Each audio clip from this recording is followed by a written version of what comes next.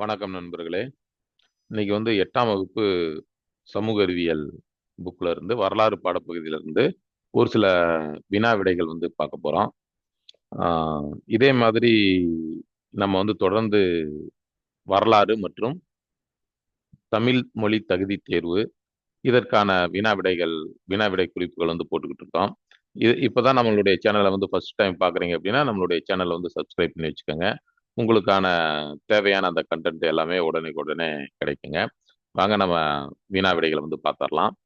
First question, மூன்றாம் ஆங்கிலேய மைசூர் போர் எந்த உடன்படிக்கையின் மூலம் முடிவுக்கு வந்தது? மூன்றாம் ஆங்கிலேய மைசூர் போர் எந்த உடன்படிக்கையின் மூலம் முடிவுக்கு வந்தது? பாத்தீங்க அப்படின்னா அந்த மூன்றாம் ஆங்கிலேய மைசூர் போர் வந்து ஸ்ரீரங்கப்பட்டின உடன்படிக்கையின் மூலமாக முடிவுக்கு வந்தது. மூன்றாம் ஆங்கிலேய மைசூர் போர் ஹைதர் அலி இறந்த பிறகு அவரது மகனான திப்பு சுல்தான் வந்து அந்த போர்ல வந்து ஈடுபடுறாரு. திப்பு சுல்தானுக்கும் ஆங்கிலேயர்களுக்கும் இடையில ஏற்பட்ட உடன்படிக்கை தான் இந்த ஸ்ரீரங்கப்பட்டின உடன்படிக்கை. அடுத்து பாருங்க, நான்காம் ஆங்கிலேய மைசூர் போரின் போது 1799 நான்காம் ஆங்கிலேய மைசூர் போரின் போது தலைமை ஆளுநராக இருந்தவர் யார்? நான்காவது ஆங்கிலேய மைசூர் போரின் போது தலைமை ஆளுநராக இருந்தவர் யார்? தெரிஞ்சவங்க வந்து கமெண்ட் பாக்ஸ்ல வந்து ஆன்சர் பண்ணலாம்.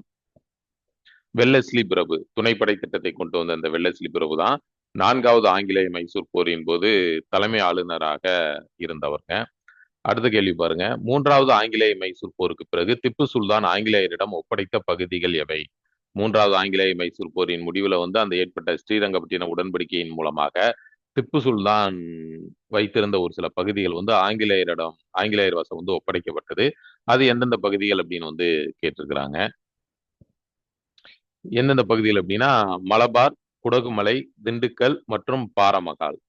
மூன்றாம் ஆங்கிலேய மைசூர் போருக்கு பிறகு திப்பு சுல்தான் வந்து ஆங்கிலேயரிடம் ஒப்படைத்த பகுதிகள் எவை அப்படின்னா மலபார் கேரள பகுதி, குடகுமலை கர்நாடகாவில் அந்த காவிரி உற்பத்தி ஆகக்கூடிய பகுதி, திண்டுக்கல் மற்றும் பாரமகால் அப்படின்றது கோயம்புத்தூர், திருப்பூர் அந்த பகுதிகள். அதான் வந்து பாரமகால் பீடபூமி அப்படின்னு வந்து அழைக்கப்படக்கூடிய பகுதி. இந்த பகுதியில வந்து திப்பு சுல்தான் வந்து ஆங்கிலேயரிடம் ஒப்படைக்கிறாருங்க.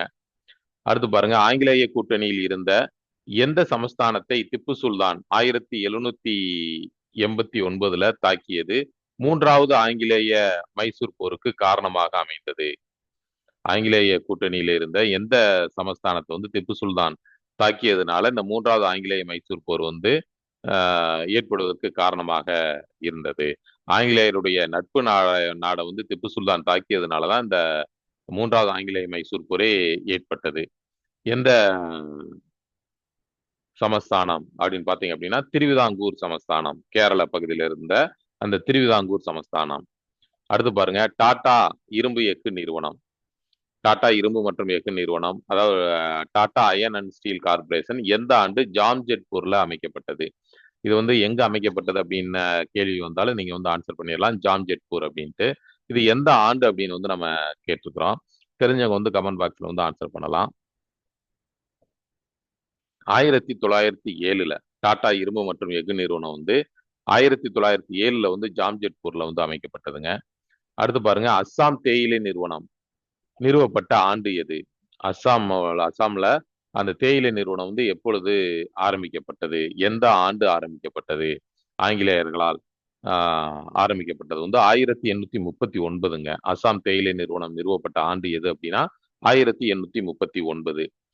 இந்தியாவின் வளங்களை சுரண்டுவதும் செல்வங்களை பிரிட்டனுக்கு கொண்டு செல்வதுமே இந்திய மக்களின் வறுமைக்கு காரணம் என்று கூறிய செல்வ சுரண்டல் கோட்பாட்டை ட்ரைன் ஆஃப் வெல்த் தியரி அப்படின்னு சொல்லுவாங்க. அதை முதலில் கூறியவர் யார்? இன்னைக்கு வந்து நம்ம இந்தியா வந்து ஒரு வளமை வாய்ந்த நாடு, அதை வந்து ஆங்கிலேயர்கள் வந்து சுரண்டிட்டு போனாங்க, கொள்ளையடிச்சிட்டு போனாங்க அப்படின்லாம் நம்ம வந்து படிக்கிறோம். அதை வந்து ஃபர்ஸ்ட் வந்து புக்ல எழுதியவர், அந்த செல்வ சுரண்டல் கோட்பாட்டை வந்து எழுதியவர் யார் அப்படின்னு வந்து கேட்டிருக்கோம். இது வந்து மிக முக்கியமான கொஸ்டின். நீங்க எந்த எக்ஸாம் எழுதினாலும் வந்து இந்த கொஸ்டின் வந்து கேட்பாங்க. ஒருவேளை பேங்க் எக்ஸாம் எழுதினா கூட இந்த கொஸ்டின்ஸ் வந்து வருங்க. யார் அப்படின்னா தாதாபாய் நவ்ரோஜி, இந்தியாவின் முதுபெரும் மனிதர் என்று அழைக்கப்படக்கூடிய அந்த தாதாபாய் நவ்ரோஜி தான் செல்வ சுரண்டல் கோட்பாட்டை வந்து முதல்ல கூறினாருங்க.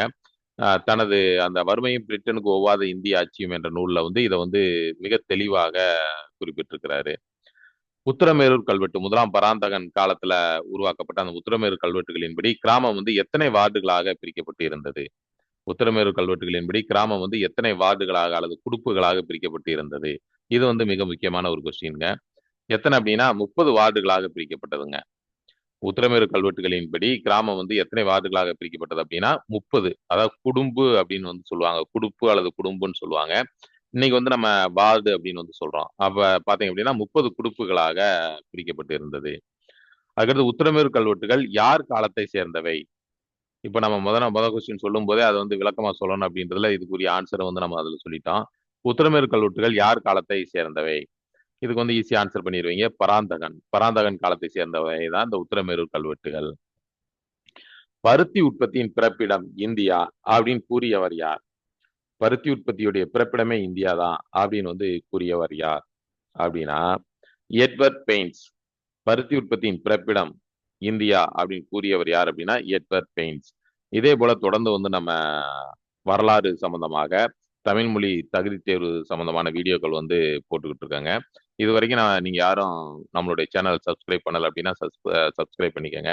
உங்களுடைய நண்பர்கள் உறவினர்கள் யாராவது இந்த மாதிரியான எக்ஸாமுக்கு இப்போ படிச்சுக்கிட்டு இருந்தாங்க அப்படின்னா அவங்களுக்கு வந்து நீங்க இந்த வீடியோ வந்து ஷேர் பண்ணி விடுங்க. இது வந்து பொது பொது அறிவு தொடர்பான குறிப்புகளும் வந்து நம்ம போடுறோம். நீங்க டிஎன்பிஎஸ்சி, டிஆர்பி, போலீஸ், எஸ்ஐ, ஆசிரியர் தகுதி தேர்வு இந்த எக்ஸாம் எந்த எக்ஸாமுக்கு படிச்சாலும் நம்ம கொடுக்கக்கூடிய இந்த கண்டென்ட்ல இருந்து கொஸ்டின்ஸ் வந்து வருங்க. அதனால வந்து தொடர்ந்து நம்மளுடைய சேனலை வந்து பாருங்க. நீங்கள் அனைவரும் தேர்வில் வெற்றி பெற வாழ்த்துக்கள். Wish you all the best.